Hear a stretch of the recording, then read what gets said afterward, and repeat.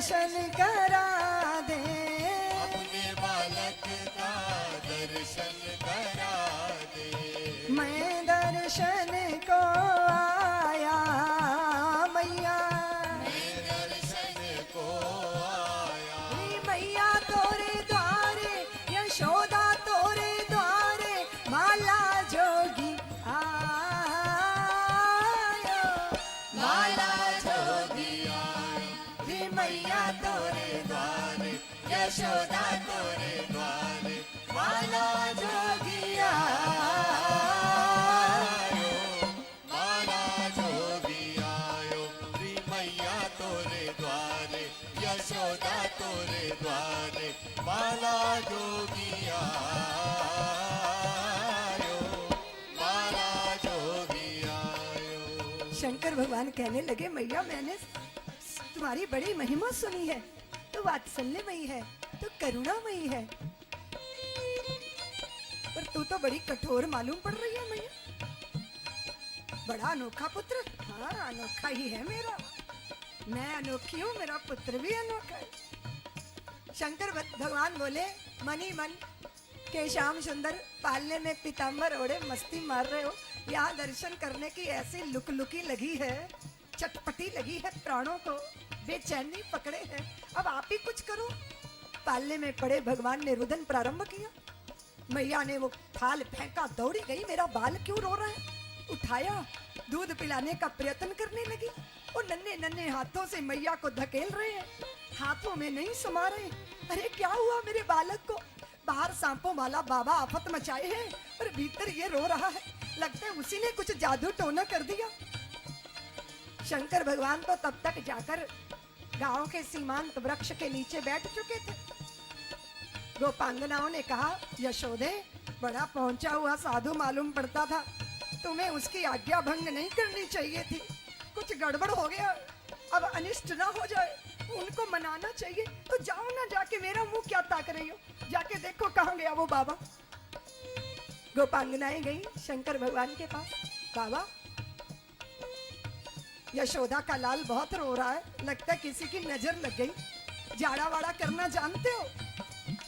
शंकर भगवान उठकर खड़े हो गए, बोले हाँ माई, झाड़ा लगाना ही तो मेरा असली धंधा है, ऐसा झाड़ा लगाऊंगा नंद नंदन की नजर उतर जाएगी, और मेरे मन पे जो दर्शन का भूत चढ़ा है ना, वो भी उतर जाएगा, तो चलो ना फिर।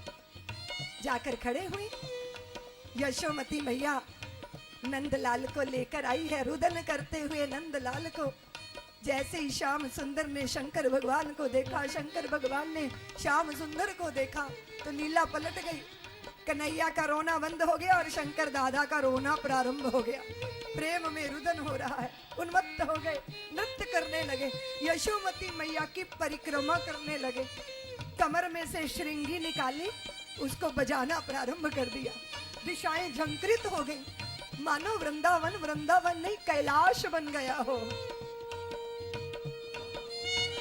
पंचबेर परिक्रमा करके, पंचबेर परिक्रमा करके, श्रृंगीनाद बजायो भोले, श्रृंगीनाद बजायो। हाथ ऊपर करके ताली बजाएंगे।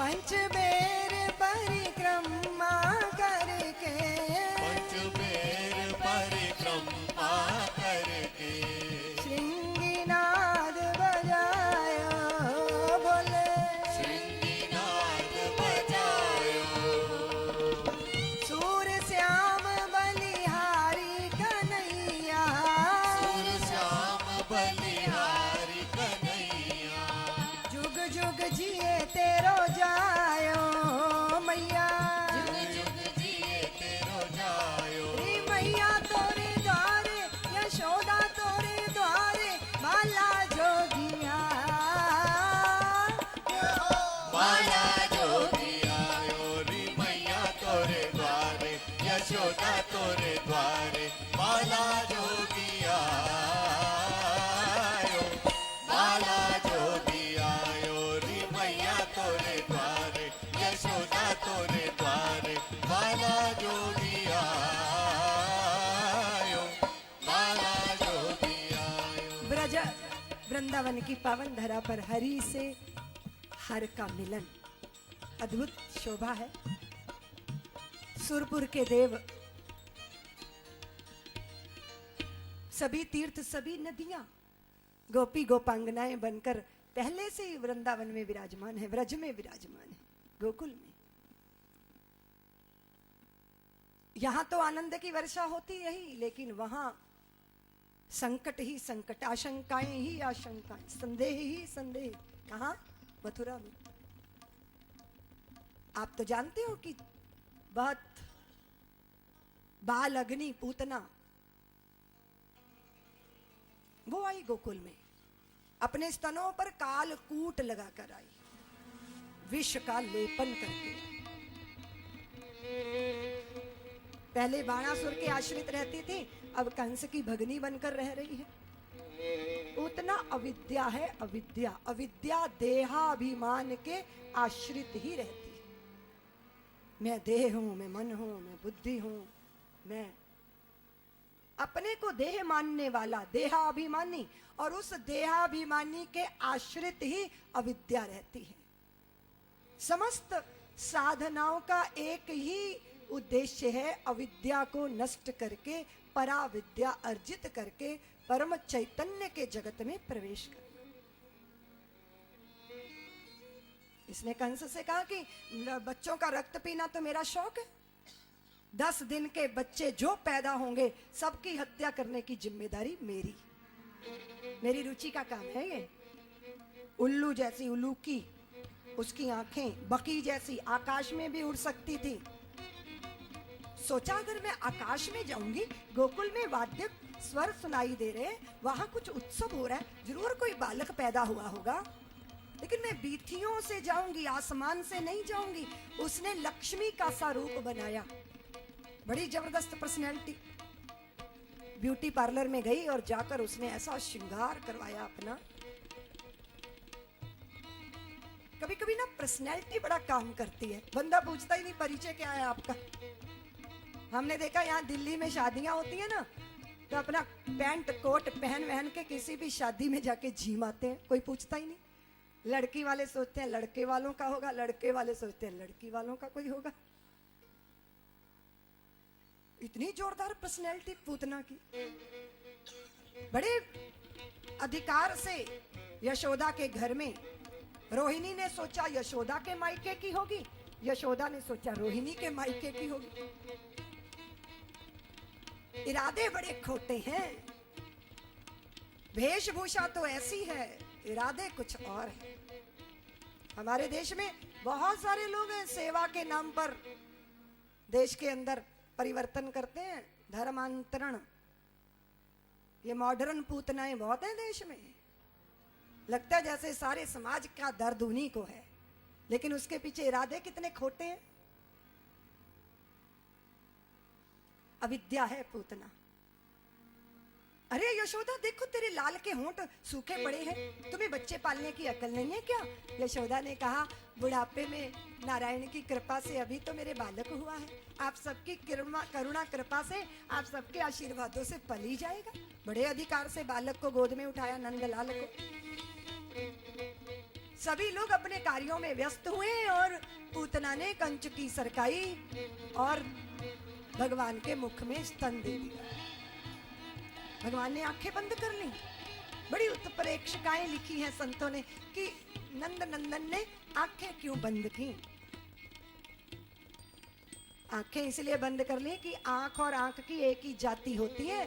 अगर पूतना की आंख भगवान की आंख से मिल जाती तो वो ऐसे रूप माधुरी में फंस जाती कि आगे की लीला संपन्न ही नहीं हो पाती।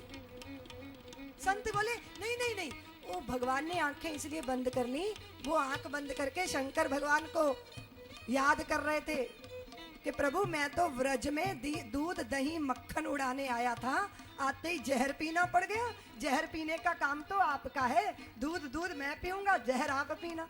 संत बोले नहीं नहीं, कन्हैया ने तो आंखें इसलिए बंद कर ली कि ये राक्षसी मुझे गोद में लेके दूध पिलाने का सौभाग्य कैसे अर्जित कर रही है, जरा देखूं तो इसके पूर्व जन्म का कौन सा सुकृत है। अरे ये तो पूर्व जन्म में बाली की पुत्री थी रत्नमाला।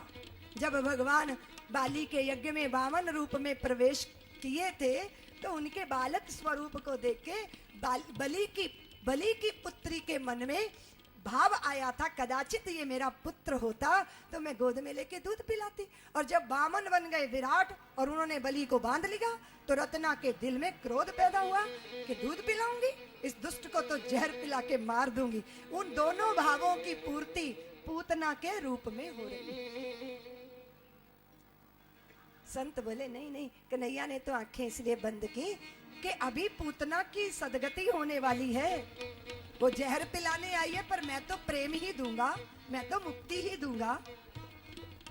लेकिन मेरी मैया यशोमती मैया वात्सल्य में डूब के मुझे दुग्ध पान कराती है, वो मैया की कौन सी गति होगी, वो यह विचार करने लगे। अब भगवान का मूड था, उनकी मर्जी है, उन्होंने आंखें बंद कर ली। और जैसे ही दूध पीना शुरू किया भगवान ने, तैसे ही प्राणों का संकर्षण करना प्रारंभ किया। पूतना ने कहा अरे छोड़ दे, मुझे छोड़ दे, मुझे छोड़ दे। भगवान पकड़े हैं जकड़ के कि मौसी मैं जिसको एक बार पकड़ लेता हूं ना उसका कल्याण किए बिना छोड़ता नहीं।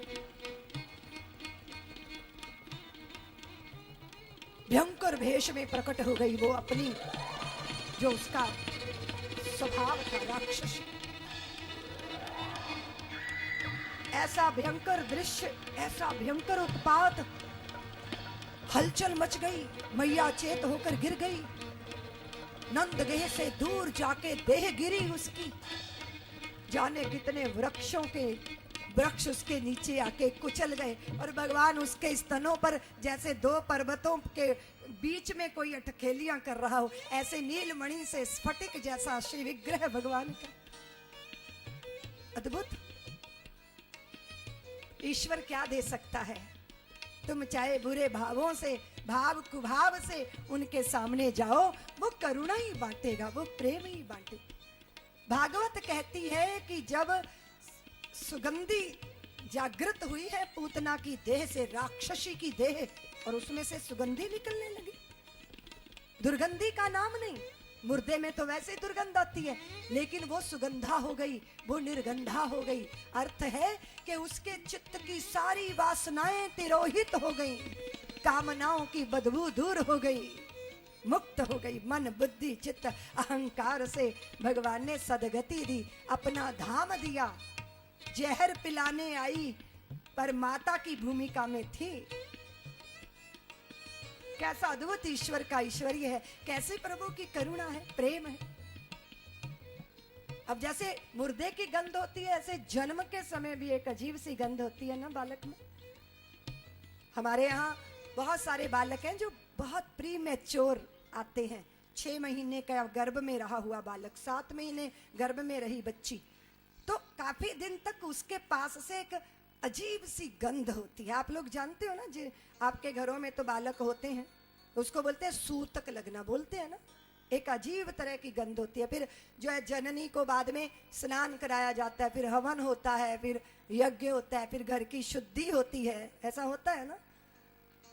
तो जैसे जन्म के समय एक अजीब सी गंध होती है, ऐसे मृत्यु के बाद भी देह में मुर्दापन की अलग गंध आने लगती है। लेकिन यहाँ पूतना को तो भगवान ने निर्गंध कर दिया, अपितु सुगंधा कर दिया। उसको उसकी देह से सुगंधियां उठने लगी। जिसको स्वयं भगवान ने स्पर्श किया हो, जिसके स्तन्य का पान किया हो, इसलिए बोलते हैं कि पूतना की सदगति हुई।